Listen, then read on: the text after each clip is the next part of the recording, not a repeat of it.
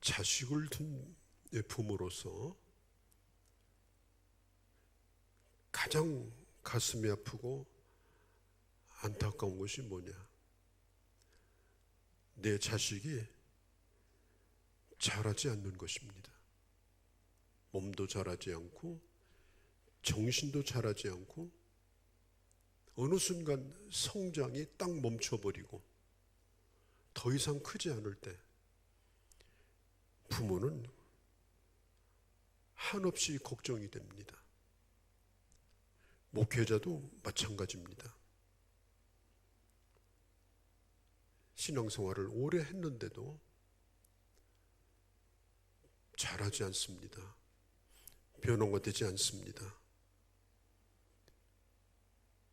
그런 모습을 볼 때 목회자의 마음도 한없이 아프기 그지가 없습니다. 아마 여러분들이 여러분 자신을 영적으로 볼 때도 마찬가지일 겁니다. 나는 왜 예수를 이렇게 오래 믿으면서 교회를 드나든 제가 이렇게 세월이 지났는데도 나는 왜 변화되지 않는 것일까? 나는 지금 신앙생활이라고 하는 걸 정말 하고 있는 것일까? 그런 생각을 해볼 때도 있습니다. 오늘 성경은 영적으로 자라난다고 하는 것은 무엇을 통해서 알 수 있는가? 그가 먹는 것을 통해서 보면 알 수가 있다는 것입니다. 젖 먹는 어린아이는 입속에 조그만 거라도 다른 게 들어가면 그게 이물질이라고 생각을 하고 넘기지 않습니다. 큰일 나는 줄 압니다. 그냥 뱉어버립니다. 그 아이가 만일 그 젖에 익숙해가지고 10살, 20살 됐는데도 그렇게 한다면 그 아이가 어떻게 될 것 같습니까? 틀림없이 엄청난 문제가 생기게 될 것입니다. 한 사람이 건강한 거, 또 교회가 건강한 것도 마찬가지예요. 얼마나 몸집이 크냐? 그게 중요한 것이 아닙니다. 몸집이 컸는데도 자라나지 않는 경우가 있거든요. 그냥 몸은 산만한데 정신연령이 10살 미만에 머물러 있고 몸도 제대로 기능을 하지 못하고 균형도 잡지 못하고 띠뚱거리며 돌아다닌다면 그 몸집 큰 게 무슨 그게 자랑이 되겠습니까? 오늘 이 세계에 10대 교회 가운데 상당수가 대한민국 교회가 거기에 속해 있습니다. 흔히 말하는 메가처치, 수천 명, 수만 명 모이는 교회들이 있습니다. 어마어마한 덩치를 가지고 있습니다. 그러나 하나님 앞에서 볼 때에 정말 그 교회와 거기에 속해 있는 교인들이 건강한 사람들이냐, 장성한 사람들이냐, 그렇지 않은 사람들로 가득 찬 교회라고 하면 우리는 그 교회를 장성한 교회라고 말하지 않습니다. 그냥 몸집이 큰 교회라고 말하는 거죠. 되게 어린아이들의 특징이 뭐냐면 대단히 이기적이에요. 우리가 많이 부딪히는 일이 뭐냐면 예수를 오래 믿은 사람들 가운데 상당히 이기적인 사람들이 많다는 겁니다. 그런 사람들을 만날 때 굉장히 당황스러워요. 우리 자신에게서도 그런 모습을 보곤 합니다. 내 요구가 채워지지 않으면 막 떼를 씁니다.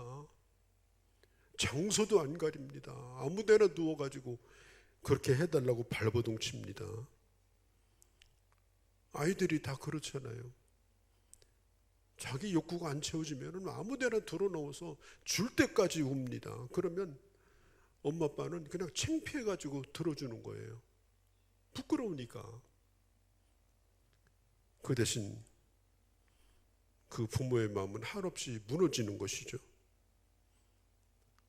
또 결혼을 해서도 성숙하지 않은 사람끼리 만나게 되면 굉장히 이기적이에요. 자기 것만 챙기고 자기 생각만 하고 자기 입장에 그냥 판묻혀 있고, 그래서 다른 사람끼리 만나서 가정을 이루어가지고 원하는 일이 생긴 것이 아니라 갑자기 돌발 상황들이 생기게 되면은 그때 화를 내고 다투게 되고 갑자기 이기적인 그런 모습이 드러납니다. 모든 게 자기 중심으로 움직여주기를 원합니다.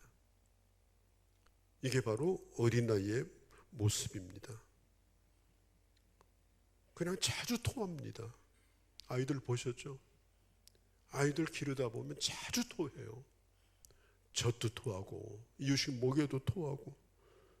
왜냐하면 소화 기능이 너무 약한 거예요. 받아들이지 못하는 거예요. 그래서 이해가 안 되는 게 들어오면 그냥 뱉어버립니다.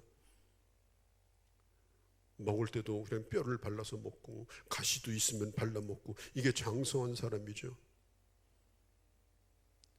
이게 바로 균형 잡힌 사람입니다.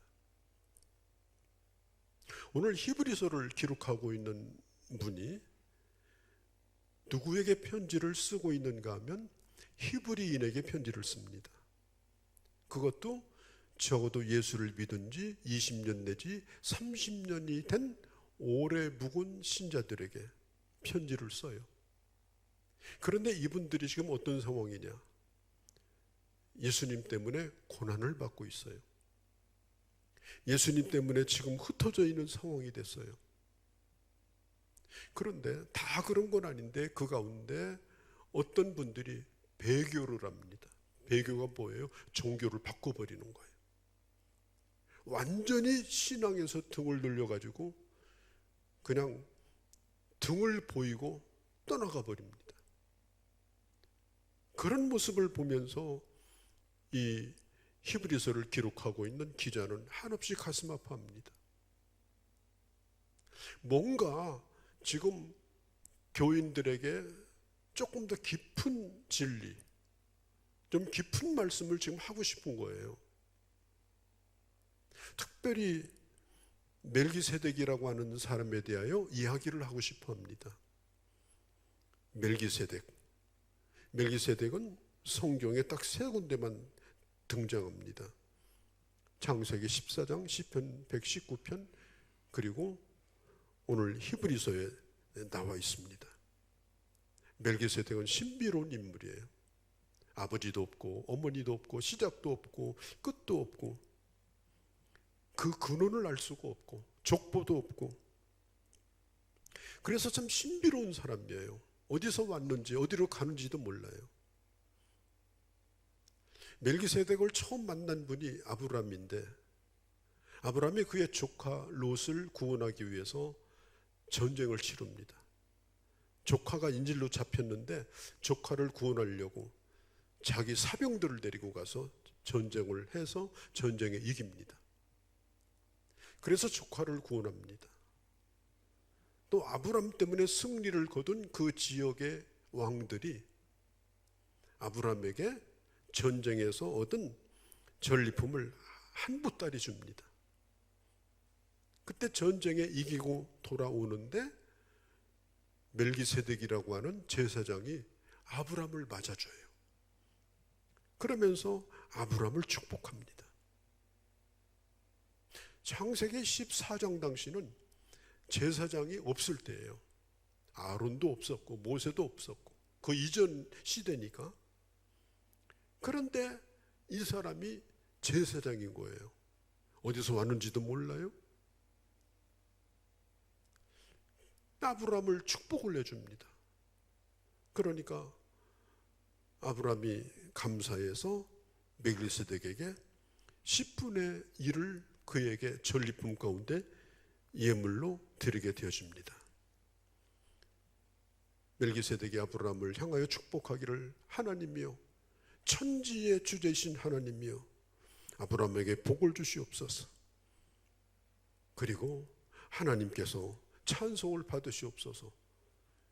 이런 축복 기도를 받고 아브라함이 예물을 드리고, 그리고 그 다음에 다시는 나타나지 않습니다. 그리고 거기서 사라졌습니다. 그 뒤로는 누구도 멜기세덱을 부르지 않았고 찾지도 않았습니다. 그 뒤로 한참 지난 다음에 모세가 나타났고, 모세의 형인 아론으로부터 제사장 가문이 시작이 돼요. 그러니까 이 멜기세덱은 인간의 혈통을 이은 아론의 가문에서 난 제사장이 아니라는 거예요. 히브리서 기자가 어떤 얘기를 하는가 하면, 예수님은 우리를 위해서 오신 대제사장이신데 아론의 순번을 따라서, 아론의 혈통을 따라서 오신 분이 아니라는 겁니다. 그럼 누구냐? 멜기세덱의 순번을 따라서 오신 분이다. 그가 시작도 없고 끝도 없고 어미도 아비도 알 수 없는 것처럼 예수 그리스도는 다윗의 자손으로, 다윗의 자손은 아론의 혈통이 아니거든요. 이 땅에 오신, 시작도 끝도 없는 신비로우신 그가 바로 하나님의 아들이시다. 그가 바로 우리의 대제사장이시다. 그러면서 예수님에 대한 이야기를 하는 거예요. 히브리서의 주제는 뭐냐면, 예수님보다 더 좋은 분이 없다, 그런 주제를 가지고 있어요. 히브리서는 예수님보다 더 좋은 분이 없다, 예수님이 최고다, 예수님이 우리 인생의 최고봉이다, 그걸 가르쳐 주는 것이 바로 히브리서입니다. 그 예수님이 누구인가를 가르치면서 히브리서 기자는 멜기세덱을 끌어와서 멜기세덱을 잇는 제사장이 예수님이라고 지금 설명을 하고 있는 거예요.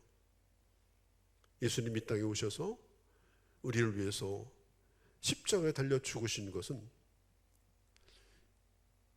양이나 염소나 아론의 제사장들이 드리는 그 제물과 같은 제물이 아니라는 겁니다. 예수님은 단 한 번의 제사로, 십자가의 제사로 영원한 속죄를 이루어서 누구든지 그 예수 그리스도를 믿는 자는 다 구원을 받는다. 한 번의 제사로 죄인을 위한 제사가 완성되었다. 더 이상의 제사는 필요하지 않다. 이런 얘기를 쭉 하다가 히브리서 기자가 갑자기 입을 다물어요. 왜냐하면 지금 이 사람들이 듣고 있는지 듣고 있지 않는지 이 편지를 읽는 독자들을 생각해 보니까 확신이 안 서는 거예요. 우리가 어떤 얘기를 할 때 지금 앞에 있는 사람들이 지금 알아듣는 것 같기도 하고 알아듣지 않는 것 같기도 하고, 확신이 안 설 때 말을 하는 사람은 멈칫하게 됩니다. 내가 이 얘기를 해야 되나?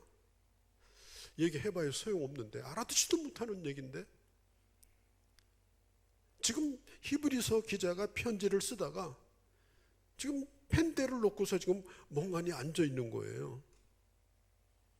그러면서 하는 얘기가 뭐냐면 11절에 아직도 내가 멜기세덱에 대하여, 예수에 대하여 할 말이 많이 있다는 거예요. 할 말이 많이 있다. 그런데 너희가 듣는 것이 둔하여서 알아듣지 못하는 사람들이 있으니까, 심지어 자기 믿음을 버리고 배교하는 사람도 있으니까 지금 내가 이것을 설명하는 것이 이게 잘하는 건지 못하는 건지 내가 확신이 안 선다. 지금 히브리서 기자가 그 얘기를 하는 거예요. 내가 이 얘기를 해야 당신들이 알아듣겠는가? 듣는 사람들이 귀가 둔하기 때문에 내가 계속해서 지금 입을 여는 것이 지금 상당히 지금 어렵다. 그러면서 히브리서 5장, 히브리서 6장까지 이 히브리서 기자가 뭘 하느냐? 좀 헤맵니다. 갑자기 화제를 바꾸어 가지고 좀 어수선한 얘기를 해요. 그냥 맥이 끊어져 버린 거예요. 얘기를 하다가. 그렇게 하다가 7장으로 넘어와 가지고 이제 본론으로 5장에서 7장이 바로 연결이 되어 버립니다. 저도 어디 가서 말씀을 전할 때 이제 우리 교회는 제가 익숙하잖아요. 이번 주도 이제 오후에 어느 성결교회 가서 제가 오후에 말씀 전하거든요. 또 기아대책 끼고 이번 주에 있는 회의에도 제가 말씀을 전해요. 그런데 이제 대상이 다르니까 어떤 때는 굉장히 좀 내가 헤맬 때가 있어요. 딱 보니까 듣는 자세가 아닌 거예요. 알아듣는 것 같지를 않아요. 그럴 때 이제 걱정을 합니다. 걱정하면서 말을 하다 보니까 그때부터 이제 꼬이기 시작해요. 그래서 그냥 혼란스러워. 확신이 없이 전하는 거예요. 또 내가 하고 싶은 얘기가 많은데도 못하고 자유롭지 못한 거예요. 그래서 자꾸 딴 얘기로 가게 되고, 그러다 보면 그들의 수준에 맞춰서 수준에 맞는 얘기를 좀 하다가 그냥 많은 경우가 사실은 있습니다. 그럴 때 굉장히 부담이 돼요. 저는 우리 교회에 이제 새로운 분들이 이렇게 오시게 되면 그 영적인 상태를 제가 주시해서 보려고 좀 노력을 합니다. 그가 이미 잘 믿고 있는 분인지, 또 구원 받은 사람인지, 어느 정도 성숙한 사람인지 그 수준을 알기가 쉽지 않아요. 그냥 일상적인 질문은 어디 집사하다 오셨습니까? 뭐 권사님이셨습니까? 교회 다닌 지는 얼마나 됐습니까? 이런 건 알아내기가 쉬운데 그가 신앙생활을 어떻게 해왔는지, 그리고 영적인 수준이 정말 어떤지, 특별히 이 말씀에 대한 자세가 어떤지, 그것은 참 굉장히 어려워요. 오늘 12절에 보면 히브리서 기자가 이렇게 말합니다. 시간이 지났으므로, 시간이 많이 지난 거예요. 교회 드나진 지가 오래됐습니다. 예수 믿는다고 한 지가 오래됐습니다. 그런데 뭐라고 얘기하느냐? 알고 보니까 초보를 다시 배워야 될 처지에 있다는 거예요. 그동안에 교회를 열심히 다녔습니다. 열심히 다니다 보니까 교회에서 막 직분도 줬습니다. 경력도 생겨가지고 이런저런 일을 교회에서 맡겨줬습니다. 그런데 알고 보니까 전혀 초보부터 되어 있지 않은 거예요. 그러다 보니까 교회 나와서 말씀을 들으면 은혜가 되는 게 아닌 거예요. 안 맞는 거예요. 이게 은혜가 되는 게 아니고 화가 나는 거예요. 이제까지 예수를 믿은 것이 아니라 나를 믿은 거야. 그러니까 복음을 전하면 막 속에서 부치고 부글부글합니다. 일은 열심히 했는데 주님을 경험한 적이 없습니다. 그동안에 너무 은혜 없이 일을 하다 보니까 지쳐 있습니다. 도무지 예수 믿는 맛이 뭔지도 모르겠습니다. 그래서 종종 예배 시간에 와서 화내고 나가는 거예요. 예수 없는 생활을 한 겁니다. 예수 믿는 것이 아니라 나를 믿고 산 겁니다. 초보를 다시 배워야 될 상황이 온 것입니다. 우리는 우리 자신을 한번 돌아볼 필요가 있습니다. 내가 지금 어떤 수준에 와 있는지. 지금 히브리서를 받고 있는 이 사람들도 고난이 오니까, 핍박이 오니까 많은 사람들이 시험 당해가지고 넘어졌습니다.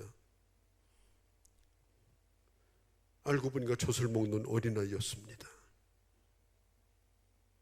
조그만 것도 넘기지를 못합니다. 목에 턱 걸려가지고 젖을 먹어야 됩니다. 예를 들면 우리 교회에서 식사를 이렇게 하는데 뭐 교회는 메뉴가 다양하지 않잖아요.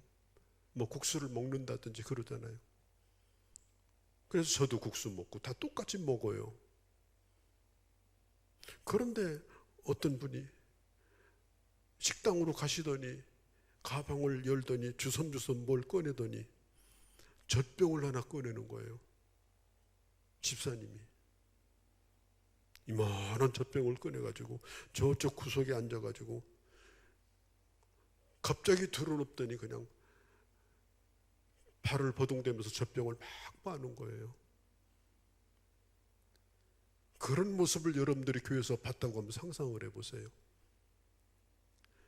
귀여울까요? 보기에 아름다울까요? 끔찍한 광경입니다. 끔찍한 정도가 아니에요. 징그러울 겁니다. 정말 충격적일 겁니다. 아마 그걸 본 사람들은, 교인들은 집에 가서 분명히 누구에게 얘기할 겁니다. 오늘 교회에서 젖병 빠는 사람을 내가 봤노라고. 지금 교회 안에서 그런 일이 일어나고 있다는 것입니다. 히브리서 기자도 그런 일을 보았습니다. 나이를 먹을 만큼 먹었습니다. 교회를 드나들 것만큼 드나들었습니다. 충분히 다른 사람을 믿음으로 인도할 그런 시간도 많이 지났습니다. 겉으로 볼 때는 꼭 교수님 같습니다. 그런데 어느 순간 하고 있는 모습이 너무나도 징그럽습니다. 젖을 안 주면 젖 달라고 막 달려듭니다. 그래서 막 화를 냅니다. 오늘 왜 그런 얘기 하시냐고. 나하고는 안 맞는 얘기라고. 예배 끝나고 가다가도 아무개 오늘 참 은혜 많이 받았지, 좋지, 그러면 그런 얘기하는 사람이 옆구리 콱 치고 지나갑니다. 무슨 은혜는 은혜냐, 오늘 힘들었다 그럽니다. 그런 일들이 교회 안에서 생기더라고 말이에요.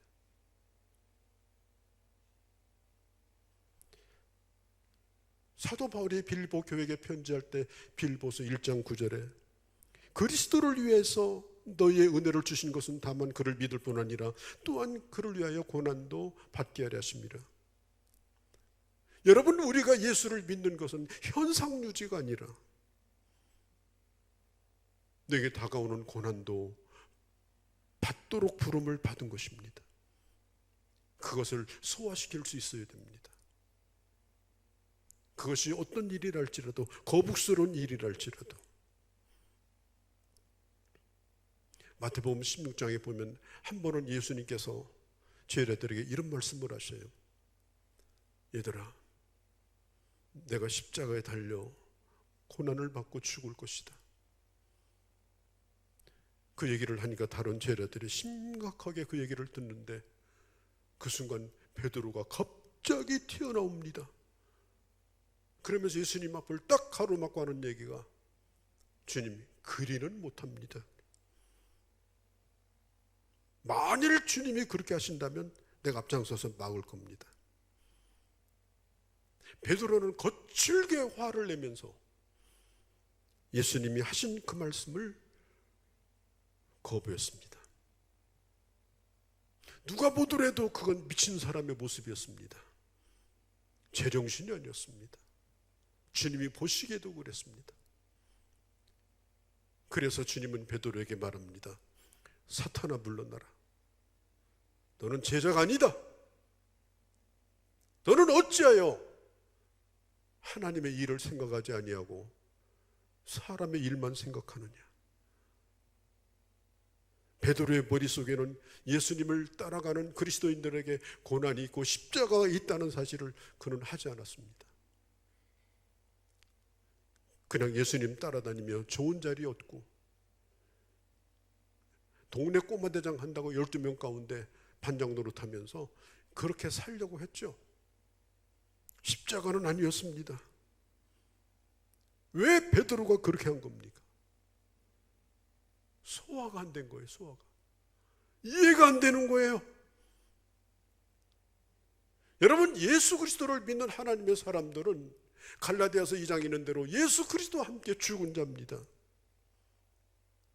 예수 그리스도와 함께 십자가에 못 박아 죽은 자로 우리 자신을 여기라고 성경은 말합니다.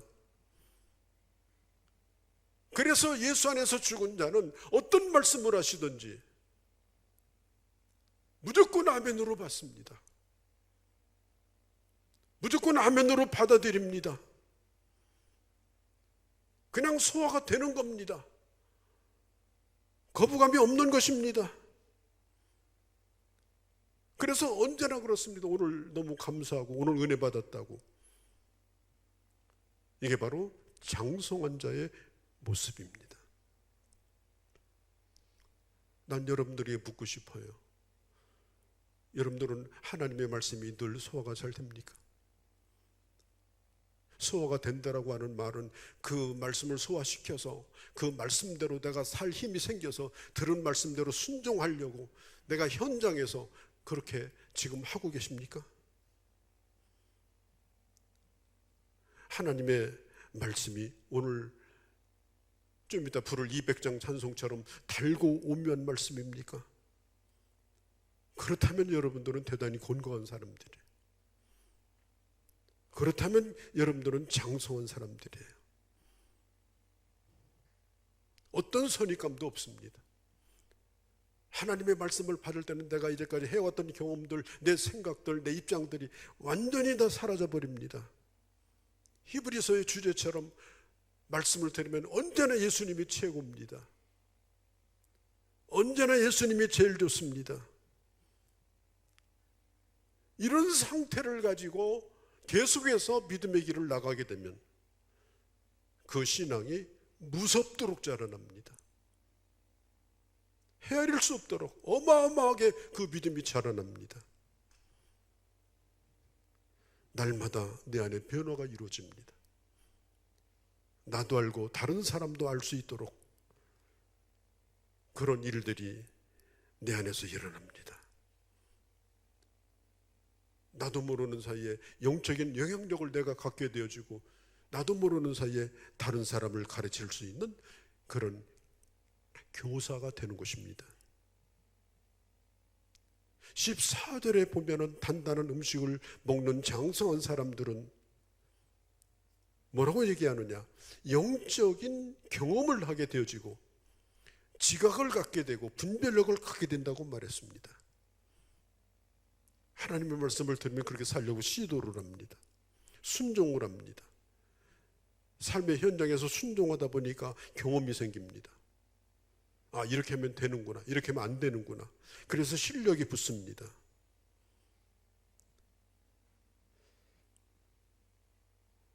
여러분, 중요한 것은 우선 여러분들이 말씀을 들으셔야 됩니다. 우리 교회에서 보내드리는 묵상글을 매일마다 정독을 하시기 바랍니다. 제 글을 받아보는 분들이 목사님들 가운데 100명이 넘습니다. 어떤 목사님은 제 글을 토시만 들려도 전부 오자를 잡아내가지고 모아가지고 꼭 드려요. 오늘 목사님 많이 피곤했나 봐요. 얼마나 철저하게 듣는지 몰라요. 귀한 분들이죠. 사실 우리 성도들을 위해서 차려놓은 밥상입니다. 그 묵상글은. 여러분들은 빠짐없이 그 말씀을 읽으셔야 돼요. 매일. 그리고 유튜브에 아침에 말씀이 나갑니다. 제 이름 치고 매일 성경을 치면 바로 아침 말씀이 뜹니다. 날마다 빠짐없이 말씀을 여러분 들으시기 바랍니다. 그리고 어떤 성도들을 만나든지 그걸 서로 확인해 주시기 바랍니다. 안목의 집사님, 오늘 말씀 들었어요? 오늘 너무 은혜가 됐는데 어떠셨나요? 이렇게 서로 확인해 주는 거예요. 구역장님도 부서장님도. 우리 늘 그러잖아요. 사람 만나면 식사하셨느냐고. 그렇게 인사하시면 돼요. 오늘 말씀 들으셨나이까? 서로 이렇게 도와주는 거예요. 우리가 읽어야 될 책은 오직 성경입니다. 내가 가까이 할 책은 오직 성경입니다. 내 마음에 담고 살아야 될 살아계신 말씀은 오직 성경밖에 없습니다. 글 자체가 살아있는 겁니다. 죽은 글이 아닙니다. 유명한 철학자인 키에르케고르가, 이 사람 철학자이기도 하고 아주 신실한 기독교인이기도 한데, 이분은 이런 얘기를 했어요. 성경이라고 하는 것은 하나님의 연애 편지다. 참 재미있는 비유죠. 여러분, 연애 편지는 단순한 문자가 아닙니다. 글로 읽으면 안 돼요. 열어보는 순간에 애인의 얼굴이 큰 보름달처럼 떠올라야 됩니다. 그런 마음으로 읽어야 연애 편지예요. 무슨 뜻으로 썼나, 이게 무슨 의도가 있나, 그리고 쪼개고 살펴보고, 그건 연애가 아니야. 잘못된 거예요. 이게 무슨 문법이 맞는가? 아닙니다. 맞춤법 상관없어요. 글씨 엉망해도 상관없어요. 인격적으로, 통합적으로 내가 사랑하는 분의 글을 읽는 겁니다. 그게 바로 우리가 성경을 읽는 거예요. 하나님이 우리에게 주신 하나님의 말씀을 그렇게 읽으면 읽을 때마다 기쁨이 생기고, 읽을 때마다 용기가 생기고, 읽을 때마다 새 힘이 납니다. 행복에 취하게 됩니다. 읽을 때마다 내가 너를 사랑한다라고 하는 주님의 음성을 분명하게 듣게 됩니다. 어떤 고난을 겪어도 충분히 이겨낼 수 있는 능력을 그 주님 때문에 내가 갖게 됩니다. 어디서? 하나님의 말씀을 읽을 때.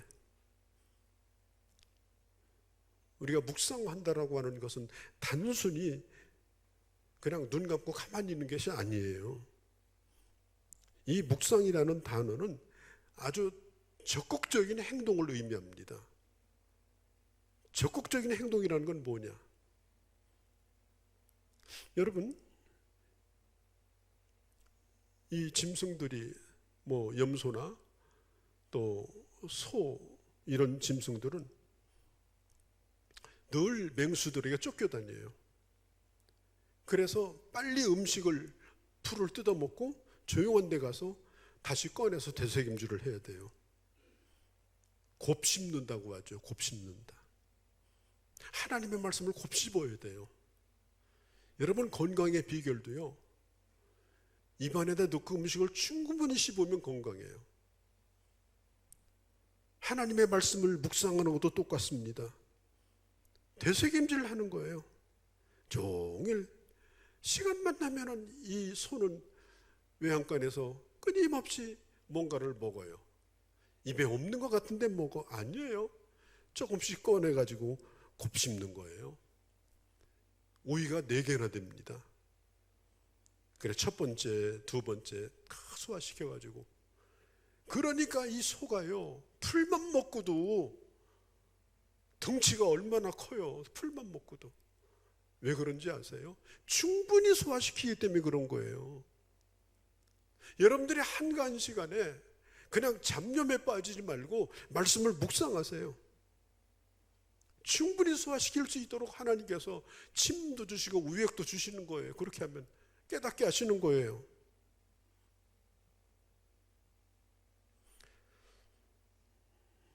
우리가 저 산꼭대기에 올라가서 건너편 산을 아무리 오래 쳐다본다고 그래서 그 산을 정복할 수 있는 것은 아닙니다. 시작해야 됩니다. 다시 시작해야 됩니다.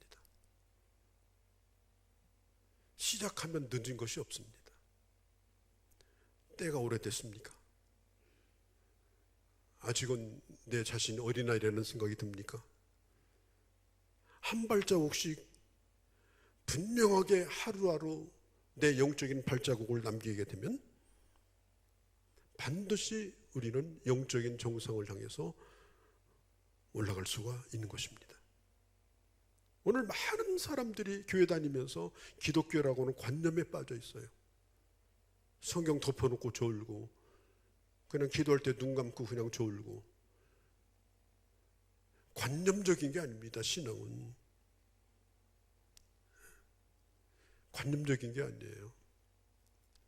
내가 생명이 살아나는 것은 평범하지만 끊임없이 먹고 씹고, 그리고 뭔가를 먹어야 되는가 또 노력하고 애쓰고, 그러면서 하는 행동을 통해서 건강이 비축이 되고, 그리고 생명을 유지하게 되는 거예요. 요한복음 14장 4절에 보면 내 안에 거하라, 나도 너희 안에 거하리라. 우리가 반드시 주님 안에 거하려고 하면 주님은 우리 안에 거하신다고 약속을 했습니다. 그리고 우리가 뭘 구하든지 하나님이 응답해 주겠다고 약속을 하셨습니다. 우리 장로교 체계를 만드신 요한 칼빈 선생이 임종이 가까웠었습니다. 제자들이 여기저기서 모여들었습니다. 그때 칼빈이 가르쳤던 것이 하나님의 예정 문제였거든요. 하나님의 예정. 어떤 제자가 지금 숨을 헐떡이고 있는 칼빈에게 이렇게 묻습니다. 선생님, 저는 선생님에게 배울 때마다 이 문제가 해결이 안 됐습니다. 아무리 들어도 납득이 안 갑니다. 그때 칼빈이 유명한 말을 했습니다. 그러냐? 성경이 가는 데까지만 가고 성경이 멈추는 데서 멈추라. 오직 성경에 충실해라.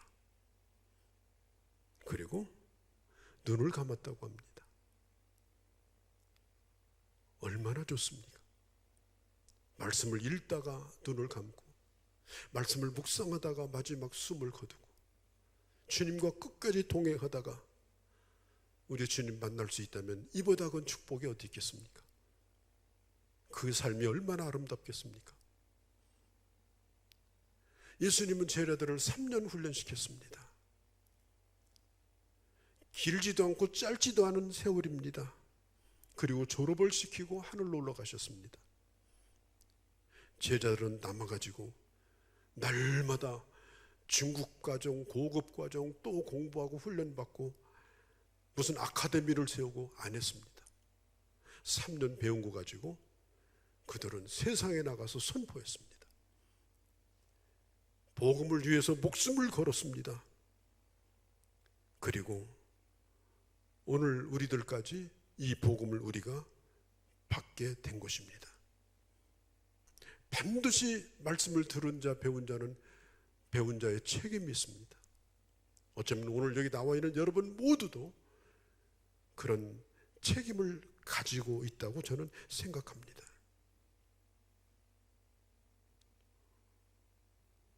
죽은 듯 싶었는데 봄이 되니까 새싹이 나고, 새싹이 나는 듯 싶은데 벌써 남쪽에서는 꽃이 핀다는 소식이 들립니다.